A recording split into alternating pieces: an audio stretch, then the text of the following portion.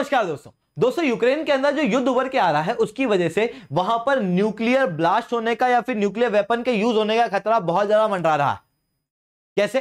थोड़ा इस तरीके से समझो। जब मैं यूक्रेन की अर्थव्यवस्था की बात करता हूं तो यूक्रेन की अर्थव्यवस्था काफी ज्यादा डिपेंडेंट है न्यूक्लियर एनर्जी के ऊपर। न्यूक्लियर एनर्जी के ऊपर डिपेंडेंट है जिसके कारण से वहां पर कई सारे न्यूक्लियर पावर स्टेशन है। अब जब रशिया के द्वारा यूक्रेन के ऊपर अटैक किया जा रहा है, ऐसी कंडीशन में वहां के जो पावर स्टेशन है वो लपेटे में आ सकते हैं और एक बड़ा ब्लास्ट हो सकता है। जैसे कि ज़ेपोरिज़िया न्यूक्लियर पावर स्टेशन, वहां पर ब्लास्ट होते होते बच गया। हम लोग बहुत फॉर्चुनेट थे, पर फ्यूचर के अंदर ऐसा ही हो, हम लोग इतने ही फॉर्चुनेट हो, इतना जरूरी नहीं है। वहीं अगर हम लोग बात करें तो रशिया द्वारा भी कई सारे खतरे जो है वो दर्शाए जा रहे हैं। रशिया कई बार यूक्रेन को थ्रेट दे रहा है, जिसके अंदर रशिया ने अपने न्यूक्लियर फोर्स को हाई अलर्ट पे रखा हुआ है। ऐसी कंडीशन में वहां पर न्यूक्लियर वेपन के यूज होने का खतरा मंडरा रहा है। ऐसी कंडीशन में पोटेशियम आयोडीन की डिमांड जो है वो बढ़ रही है। पर पोटेशियम आयोडीन की डिमांड क्यों बढ़ रही है, उसके पहले ये समझो कि जब भी न्यूक्लियर ब्लास्ट होता है तब क्या होता है। जब भी न्यूक्लियर ब्लास्ट होता है तो ऐसी केस में रेडियो एक्टिव आयोडीन जो है वो एटमॉस्फेयर में रिलीज होता है।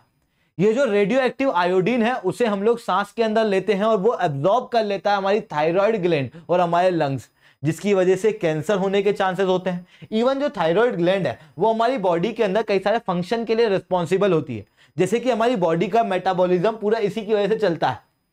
जब ये रेडियो एक्टिव आयोडीन को एब्जॉर्ब करती है तो इसकी वजह से ये डैमेज होती है और उसकी वजह से इमीडिएट डेथ भी कॉज हो सकती है। ये सब कुछ होता है रेडियो एक्टिव आयोडीन की वजह से।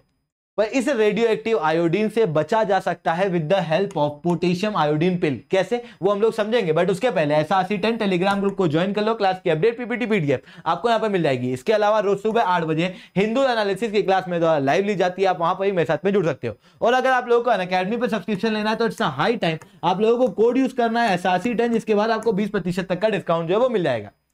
तो पोटेशियम आयोडीन किस तरीके से काम करता है, पोटेशियम आयोडीन की यूज क्या है, तो CDC centre for disease control ने बताया कि कभी भी अगर न्यूक्लियर अटैक होता है तो ऐसी कंडीशन में आप अपनी और अपनी फैमिली को कैसे बचा सकते हो, उसके अंदर उन्होंने इस पोटेशियम आयोडीन के यूज की बात बताई।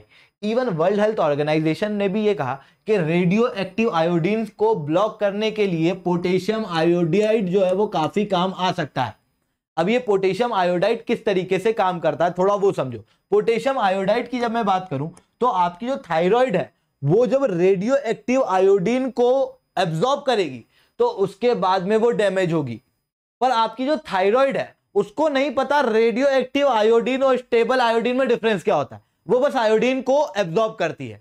जब भी न्यूक्लियर अटैक हो उसके पहले हम लोग आयोडीन की मात्रा अगर बढ़ा दें, अगर हम लोग हमारी थायराइड ग्लैंड को आयोडीन से सैचुरेट कर दें तो उसके बाद में रेडियो एक्टिव आयोडीन जो है वो हमको इंपैक्ट नहीं करेगा।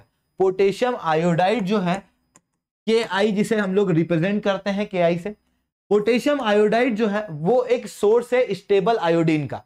जब इसकी पिल हम लोग खाते हैं तो उसकी वजह से हमारी थायराइड ग्लैंड और हमारी बॉडी आयोडीन से सैचुरेट हो जाती है, जिसके बाद अगर हम लोग हमारी बॉडी को एक्सपोज करते हैं रेडियो एक्टिव आयोडीन के अंदर भी तो हमारी बॉडी बहुत ज्यादा रेडियो एक्टिव आयोडीन जो है वो एब्जॉर्ब नहीं करती।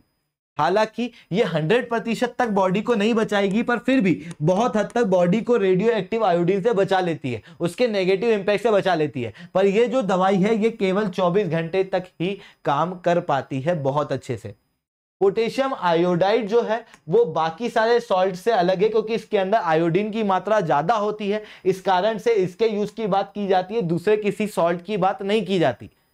अब जब हम लोग देख रहे हैं कि यार न्यूक्लियर वेपन का खतरा बढ़ रहा है, ऐसी कंडीशन में स्वाभाविक सी बात है कि इस दवाई की मांग मार्केट में बढ़ेगी। एक तरफ तो दवाई की मांग मार्केट में बढ़ रही है तो दूसरी तरफ जब से रशिया ने इन्वेजन किया है तब से जो मैन्युफैक्चरर इन्वेंट्री है वो यूएस के अंदर कम हो रही है, जिसके कारण से सप्लाई कम हो रही है और सप्लाई के कम होने के साथ में डिमांड के बढ़ने की वजह से ये जो पोटेशियम आयोडाइड है उसकी महंगाई, उसकी प्राइस बहुत ज्यादा बढ़ रही है।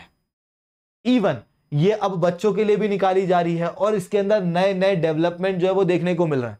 इवन यूरोप के अंदर आप देखोगे तो बेल्जियम में 30,000 से ज्यादा रेसिडेंट फार्मेसीज पे गए हैं और पोटेशियम आयोडाइड की पिल्स की मांग की है। इतना ही नहीं, जब मैं फिनलैंड की बात करता हूं तो वहां पर यही दवाई की जो डिमांड है वो लगभग 100 गुना तक बढ़ चुकी है। तो ये पोटेशियम आयोडाइड की डिमांड जो है वो काफी ज्यादा पूरे वर्ल्ड के मार्केट में अभी बढ़ती हुई दिखाई दे रही है।